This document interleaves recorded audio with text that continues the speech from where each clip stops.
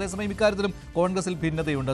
ശ്രീജിത്ത് പണിക്കർ, എങ്ങനെയാണ് കോൺഗ്രസ് നേതാക്കളുടെ ഈ സമീപനത്തെ കാണുന്നത്? നേരത്തെ സസ്പെൻഡ് ചെയ്യുകയും നിയമസഭാ കക്ഷിയിൽ പങ്കെടുക്കരുത് എന്ന് വിലക്കുകയും ചെയ്ത സമയത്ത് ഈ ഒരു സംശയം ഉയർന്നതാണ്. ഇത് കണ്ണിൽ പൊടിയിടുവാനുള്ള ഒരു തന്ത്രം മാത്രമാണ്. ഇവിടെ ഭരണപക്ഷത്തിനെതിരെ ഒരു ആയുധമാക്കി കോൺഗ്രസിന് ഇത് ഉപയോഗിക്കാം. അപ്പോൾ രാഹുലിനെ സ്വാഭാവികമായിട്ടും അനുകൂലിച്ചുകൊണ്ടുള്ള ഒരു പ്രസ്താവന തന്നെയായിരിക്കും കോൺഗ്രസ് നേതാക്കളിൽ നിന്ന് വരുന്നത് എന്ന് അതിപ്പോൾ ശരിയായി മാറിയിരിക്കുകയാണല്ലോ. ശ്രീ മഞ്ജുഷ്, കോൺഗ്രസ് നേതാക്കൾ ആദ്യത്തെ ദിവസം മുതൽ ഈ നിമിഷം വരെ നമ്മളോട് പറയുന്നത് ഉയർന്ന ധാർമ്മികതയുടെ അടിസ്ഥാനത്തിലാണ് ശ്രീ രാഹുൽ മാങ്കൂട്ടത്തിലിനോട് മാറി നിൽക്കാനായിട്ട് ആവശ്യപ്പെടുന്നത് എന്നാണ്. അപ്പോൾ അതിന്റെ ഭാഗമായിട്ടാണ് 3 പ്രധാനപ്പെട്ട ചുമതലകളിൽ നിന്ന് അദ്ദേഹം നീക്കം ചെയ്യപ്പെടുന്നത്. യൂത്ത് കോൺഗ്രസിൽ ഉണ്ടായിരുന്നത് അദ്ദേഹത്തിന്റെ അതിന്റെ ഉന്നത അധികാര സമിതിയിലുള്ള അതിന്റെ അധ്യക്ഷൻ എന്ന രീതിയിലത്തേക്കുള്ള ഒരു പദവിയായിരുന്നു അദ്ദേഹത്തിനെങ്കിൽ മറ്റ് 2 കാര്യങ്ങൾ നോക്കൂ. പാർട്ടിയുടെ പ്രാഥമിക അംഗത്വവും ഒപ്പം പാർലമെന്ററി പാർട്ടി അംഗമായിരിക്കാനുള്ള അദ്ദേഹത്തിന്റെ അവകാശവുമാണ് റദ്ദ് ചെയ്യപ്പെടുന്നത്. അപ്പൊ ഇത് രണ്ടും നടന്നു കഴിഞ്ഞാൽ പിന്നീട് അതിനർത്ഥം ധാർമ്മികതയുടെ അടിസ്ഥാനത്തിൽ അദ്ദേഹം ഞങ്ങളിൽ ഒന്നല്ല എന്ന് പറയുന്നതിന് തുല്യമാണ്.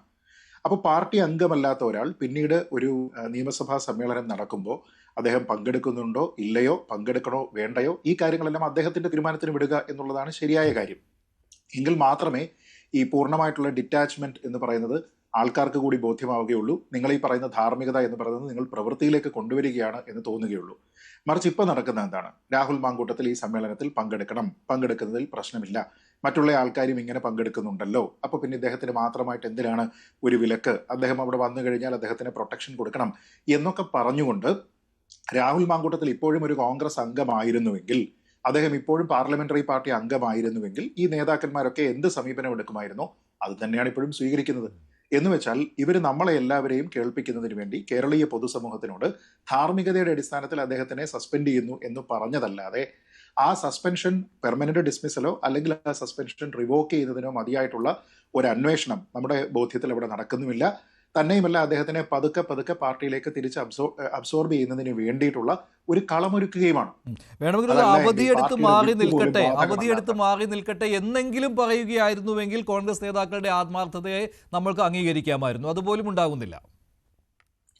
അതുപോലും ഉണ്ടാകുന്നില്ല. നോക്കൂ, ഇതിലെ ഏറ്റവും പ്രധാനപ്പെട്ട ഒരു കാര്യം, അദ്ദേഹം അവിടെ നിന്ന് അവധിയെടുത്ത് നിൽക്കാനായിട്ട് കോൺഗ്രസ് അവിടെ ആവശ്യപ്പെടുമ്പോൾ പോലും പാലക്കാട്ട് നിന്നുള്ള ഒരു ജനപ്രതിനിധി, അവരെ പ്രതിനിധീകരിച്ച ആള് നിയമസഭയിൽ ഉണ്ടാകേണ്ടതല്ലേ എന്നുള്ള ഒരു ചോദ്യത്തിന് വീണ്ടും കോൺഗ്രസ് മറുപടി പറയേണ്ടി വരും. അപ്പൊ അതിൽ ഏറ്റവും നല്ലത് രാഹുൽ മാങ്കൂട്ടത്തിൽ ഇപ്പോൾ ഞങ്ങളുടെ നിയമസഭാ കക്ഷി അംഗമല്ല, അതായത് അദ്ദേഹം ഞങ്ങളുടെ പാർലമെന്ററി പാർട്ടി അംഗമല്ല, അദ്ദേഹത്തിന് ഞങ്ങളുടെ പാർട്ടിയിലെ പ്രാഥമിക അംഗത്വമില്ല, അതുകൊണ്ട് അദ്ദേഹത്തിന്റെ തീരുമാനം അദ്ദേഹമാണ് എടുക്കേണ്ടത് എന്നൊരു സമീപനം എടുത്തിരുന്നെങ്കിൽ ഈ പറയുന്ന ആശങ്കയൊന്നും ഉണ്ടായില്ല. മറ്റൊരു കാര്യമുണ്ട്. പക്ഷേ ഇതിനകത്ത് കാര്യം വ്യക്തമാണല്ലോ. ഇപ്പോൾ ഭരണപക്ഷം പ്രതിക്കൂട്ടിലാകും ഈ ഒരു സംഭവം ഉണ്ടാകുമ്പോൾ. കാരണം അവിടെ കടകംപള്ളി സുരേന്ദ്രൻ ഉണ്ട്, അതുപോലെ തന്നെ മുകേഷ് ഉണ്ട്. ഇങ്ങനെയുള്ള ആളുകൾ ഉണ്ടാകുമ്പോൾ സ്വാഭാവികമായിട്ടും പ്രതിരോധത്തിലാകും രാഹുൽ മാങ്കൂട്ടത്തിനെതിരെ ആരോപണം ഉന്നയിക്കുമ്പോൾ. അപ്പോൾ അത് തന്നെ ഇപ്പോൾ കോൺഗ്രസ് തുറന്നു പറയുകയാണല്ലോ.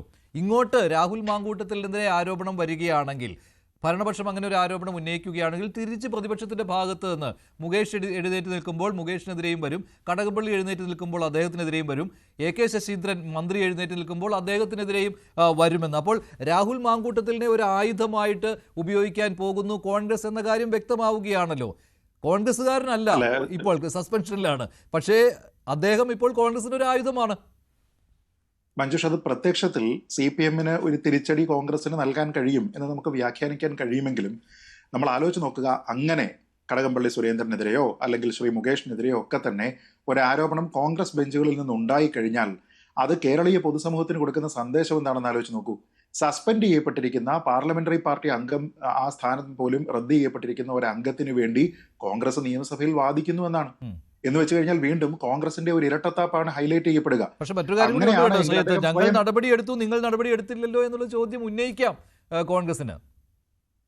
ആ കാര്യം ഓക്കെയാണ്. അതായത് ഞങ്ങൾ പ്രാഥമികമായിട്ടുള്ള ഒരു നടപടി ഇവിടെ സ്വീകരിച്ചു എന്നുള്ളത് പറയാം. പക്ഷെ അതിനപ്പുറത്തേക്ക് നമ്മൾ ഈ പറയുന്നത് പോലെ, ശ്രീ മുരളീധരൻ പറയുന്നത് പോലെ, ഏതെങ്കിലും ഒരു മെമ്പർ അവിടെ നിന്ന് എണീറ്റ് നിൽക്കുന്ന സമയത്ത് പകരത്തിന് പകരം എന്ന രീതിയിൽ എന്തെങ്കിലും ശബ്ദമുണ്ടാക്കുകയോ അല്ലെങ്കിൽ അദ്ദേഹത്തിന് ഈ കോൺഗ്രസിന്റെ പൊസിഷന്റെ ക്ലാരിറ്റി കൊടുക്കുന്നതിനപ്പുറത്തേക്ക് മറ്റുള്ള ആൾക്കാരെ കടന്നാക്രമിക്കുന്നതിനോ ഒക്കെ തന്നെ ശ്രമിക്കുകയാണ് എങ്കിൽ അത് കൊടുക്കുന്ന സന്ദേശം ഈ നിയമസഭാ അംഗത്വം അല്ലെങ്കിൽ പാർട്ടിയിലെ പ്രാഥമിക അംഗത്വം തന്നെ റദ്ദ് ചെയ്യപ്പെട്ട രാഹുൽ മാങ്കൂട്ടത്തിലിനോടൊപ്പം പാർട്ടി ഇപ്പോഴും ഉറച്ചു നിൽക്കുന്നു എന്നാണ്. എന്ന് വെച്ച് കഴിഞ്ഞാൽ അതിനർത്ഥം എന്താണ്?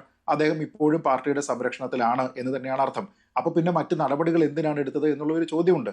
അവിടെയാണ് ഇരട്ടത്താപ്പ് വരിക. ഇപ്പൊ നമ്മൾ പറയുന്നത് എന്തിന്റെ ഇരട്ടത്താപ്പാണ്? CPM ഇരട്ടത്താപ്പാണ്. അതായത് അവർ രാഹുൽ മാങ്കൂട്ടത്തിലിനെ ആക്രമിക്കുന്നു, എന്നാൽ ഇതിനേക്കാൾ കൂടുതൽ കുറ്റവാളികൾ എന്ന രീതിയിലത്തേക്കോ പ്രതിസ്ഥാനത്ത് നിർത്താൻ പറ്റുന്നതോ ആയിട്ടുള്ള ആൾക്കാർ, കുറ്റപത്രത്തിൽ പേരുള്ള ആൾക്കാർ, അവരിപ്പോഴും അവിടെ തന്നെ തത്തുല്യ പദവികളിൽ ഇരിക്കുന്നുണ്ടല്ലോ എന്നുള്ളതാണല്ലോ ഈ ആരോപണം. അവിടെയാണല്ലോ ഈ CPM ഇരട്ടത്താപ്പ് ചോദ്യം ചെയ്യപ്പെടുന്നത്. പക്ഷേ നിങ്ങൾ അങ്ങനെ ഒരാളിനെ ഉൾക്കൊള്ളാൻ തയ്യാറല്ല എന്ന് പറഞ്ഞ് മാറ്റി നിർത്തിയതിനു ശേഷം സഭ തുടങ്ങുന്ന ഒന്നാമത്തെ ദിവസം മുതൽ നിങ്ങൾ അദ്ദേഹത്തിന് വേണ്ടി വാദിക്കാനായിട്ട് ഇരിക്കുകയാണ് എങ്കിൽ പിന്നെ നിങ്ങൾ എന്തിൽ നിന്നാണ് അദ്ദേഹത്തിനെ മാറ്റിയത്? ശരി, വസന്ത് അതിനുള്ള മറുപടി നൽകേണ്ടി വരും. ഇപ്പോൾ കെ മുരളീധരന്റെ